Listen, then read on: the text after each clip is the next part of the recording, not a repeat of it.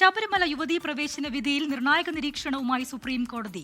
ദശലക്ഷങ്ങൾ വിശ്വസിക്കുന്ന ആചാരം തെറ്റാണെന്ന് പറയുക കോടതിക്ക് ബുദ്ധിമുട്ടേറിയ കാര്യമാണെന്ന് ചീഫ് ജസ്റ്റിസ് സൂര്യകാന്ത്. പൊതുതാൽപര്യ ഹർജി നൽകിയത് വിഷയവുമായി ബന്ധപ്പെട്ട കക്ഷിയല്ലെന്ന് ജസ്റ്റിസ് നാഗരത്ന നിരീക്ഷിച്ചു. ശബരിമലയിൽ സ്ത്രീകളെ പൂർണ്ണമായും ഒഴിവാക്കിയിട്ടില്ലെന്നും ലിംഗവിവേചനം ഉണ്ടെന്ന് പറയാനാകില്ലെന്നും തിരുവിതാംകൂർ ദേവസ്വം ബോർഡ് വാദിച്ചു.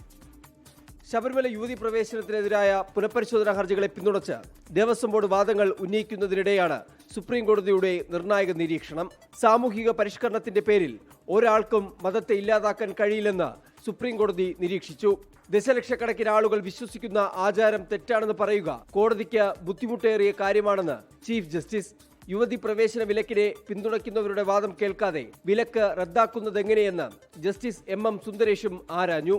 പൊതുതാൽപര്യ ഹർജി നൽകിയത് വിഷയവുമായി ബന്ധമുള്ള കക്ഷിയല്ലെന്ന് ജസ്റ്റിസ് നാഗരത്നയും നിരീക്ഷിച്ചു. ശബരിമലയിൽ ലിംഗവിവേചനം ഇല്ലെന്നാണ് ദേവസ്വം ബോർഡ് നിലപാടെടുത്തത്. നൈഷ്ഠിക ബ്രഹ്മചാരിയായ അയ്യപ്പന്റെ ഏക ക്ഷേത്രമാണ് ശബരിമല. അതുകൊണ്ടാണ് ഭക്തർ അവിടെ പോകുമ്പോൾ വ്രതം അനുഷ്ഠിക്കേണ്ടി വരുന്നത്. ശബരിമലയിൽ സ്ത്രീകളെ പൂർണ്ണമായും ഒഴിവാക്കിയിട്ടില്ല. 10 വയസ്സിന് താഴെയും 50 വയസ്സിന് മുകളിലുമുള്ള സ്ത്രീകൾക്ക് പ്രവേശനമുണ്ടെന്നും ദേവസ്വം ബോർഡ് കോടതിയിൽ പറഞ്ഞു. സമൂഹത്തിന്റെ വിശ്വാസം അംഗീകരിക്കാൻ കോടതി ബാധ്യസ്ഥരാണെന്നും ദേവസ്വം ബോർഡിനായി മുതിർന്ന അഭിഭാഷകൻ മനു അഭിഷേക് സ്വിംഗി വാദിച്ചു. കേസിൽ നാളെ വീണ്ടും വാദം തുടരും. 24 ഡൽഹി.